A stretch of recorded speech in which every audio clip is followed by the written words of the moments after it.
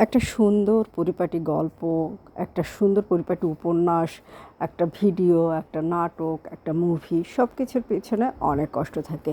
তো hello viewers, আমি নীলা আপনাদের সবাইকে স্বাগত জানাচ্ছি নতুন আর একটা শর্ট ব্লগ দেখার জন্য।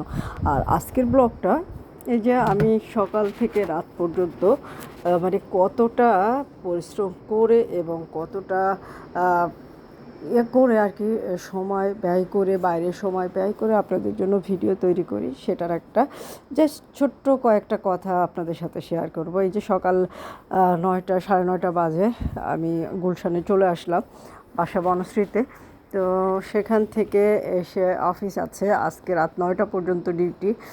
এখান থেকে বাসায় যেতে যেতে 10টা বাজবে। তারপরে বাসায় যেয়ে হয়তো 2-5 মিনিট রেস্ট নিয়ে আবারও একটা রান্নার ভিডিও তৈরি করি, বা আমার পেজের যে অনলাইন শপের যে বিজনেসটা সেটার ভিডিও তৈরি করি বা লাইভ করি। তো এই একটা গল্পের পিছনে, মানে একটা সুন্দর পরিপাটি কিছুর পিছনে কতটা কষ্ট মানুষের থাকে, এটা আসলে নিজে কাজ করতে না গেলে বোঝা যায় না।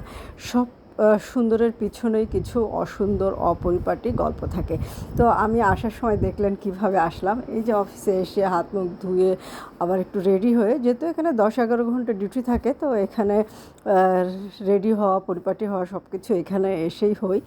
এবং এই যে অফিসের কাজ শুরু করে দিলাম। অফিসের কাজের ফাঁকে ফাঁকে আবার আমাদের সেলস রিলেটেড কাজ, অনেকগুলো কাজ করতে হয়। আবার এই যে আমরা যারা আছি মাঝে মাঝে একটু সবাই মিলে বসে গল্প আড্ডা করে ফেলি। তো সেই ভিডিওটাই আপনাদের সাথে শেয়ার করলাম।